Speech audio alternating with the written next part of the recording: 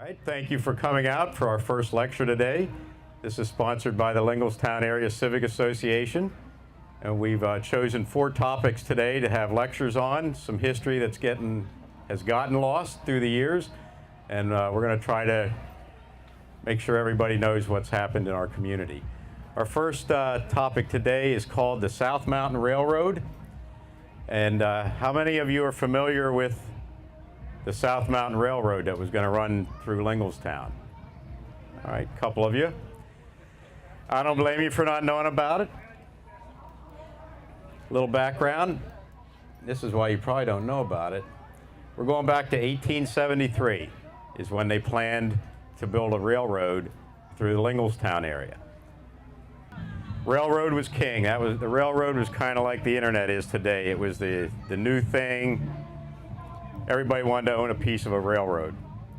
There was a railroad that was going to run from Boston, Massachusetts, all the way to Harrisburg, called in some terms, you'll see it called the Boston and South Mountain Railroad. That's the map showing the track, the route from Boston through New York, through upper New Jersey. It came into Pennsylvania north of Allentown. And then if you can imagine driving east on Interstate 78 along the mountain range there, that's where the railroad was going to run into our area. There were some Linglestown investors involved. There was actually stock certificates sold. It involved local workers. I mean, we're talking back in horse and buggy time, so they didn't bring workers in too much from other cities. Construction started in April 1873. North of Linglestown, they started doing some excavation work. Work stopped 3 months later. They ran into some financial issues and something called the Great Panic Depression of 1873. So the rail line was never finished. Rails were never installed. However, they did leave behind some historical landmarks. I refer to them as earthenworks. This is where they did excavation and built some railroad beds and some drainage tunnels. And these things still exist today. Here, I'll pass this around. This gives you a better look of the path through Linglestown. It came in out around Parkway East, was going to cut through the area of Linglestown to the north of town. It was going to cross Linglestown Road right around where the new firehouse is, and then it was going to proceed down through what is Colonial Park and into Harrisburg. All right, this is hard to see, but if you're familiar with Parkway East in Linglestown, you go into the square, you turn right on 39, you head east for about a mile to St. Thomas Church, little white church. That's Parkway East. You go back Parkway East, a couple tenths of a mile, and there's a 3-way stop sign. As you proceed straight up the hill from that stop sign, there's a flat spot on the side of the hill. And that flat spot is there because that was the track bed. That's where they had excavated for the train to cut through. So you can drive over part of this today if you want to go see it. It's hard to see on the screen, but here's a picture. If you go, like I said, halfway up the hill from that 3-way stop sign, the road. If you look to the right, you'll see what appears to be some type of a path, and that was the excavated rail bed.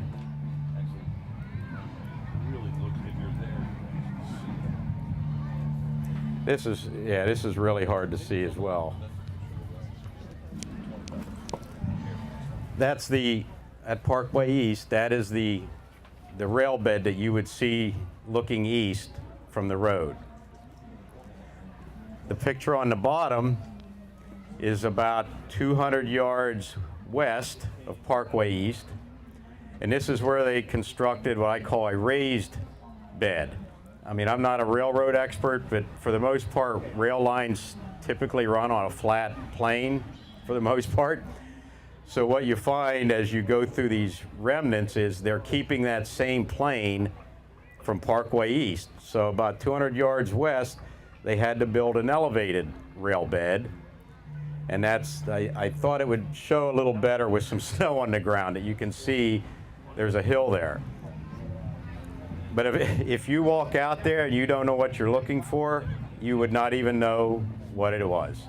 It just blends into the landscape. It's got trees on it and everything else. Some of the neatest things about what's left are drainage tunnels. And these are tunnels that they put in these raised beds. These are made out of huge, I mean large stones. These are very large stones. It goes through the hill about 60 feet maybe. And there's two of these at different points on a property there. And they're still open. You can still see all the way through from one end to the other. And just some personal history. I mean, I first learned about this when I was 8 years old, I think, 8 or 9. And we always thought these were Indian caves. So we were convinced that it was an Indian burial mound. And if you went in this tunnel, you would find another chamber. So being ambitious kids, we actually crawled through these darn things. We never found another tunnel. We didn't know what they were.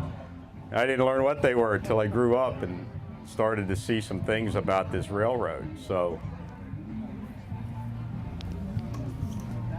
you can also see some remnants of it where they excavated, again, trying to keep that level plain, where they had to excavate ground away. And if you go back to Blue Meadow Farms, now you're going back Blue Mountain Parkway, you turn right into Blue Meadow Farms.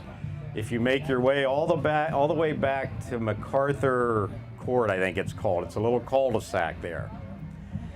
And if you stop your car and get out and look down over the hill, you'll see this. And this is where they excavated the train bed, not far from these raised areas, but you can still see these if you go out there now. If you stand there and look at it, it's obvious that it wasn't natural. So that's out there too. So I think that was pretty much all I had, was just wanted to make people aware that this thing was out there. And there are some remnants behind, and you can actually go see some of them yourself today if you wanted to see what it looked like. So did anybody have any questions?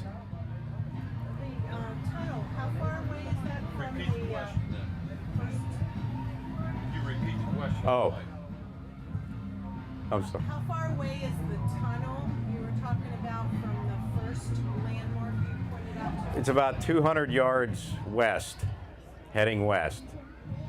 As you go up the hill there's a landscaping business on the left, Utopian Landscapes. It's on their property, which is where the first one is. And then these drainage tunnels, what's kind of amazing is they are in the right places. You know, for where water drains even today, these drainage tunnels are exactly, so there was some engineering done. And what's strange is there's two raised beds. It's like they were working in opposite directions towards each other. And whatever day they decided they were done working and weren't getting paid, threw their shovels down, each train bed just stops. They're not connected. They're about 100 yards from being connected.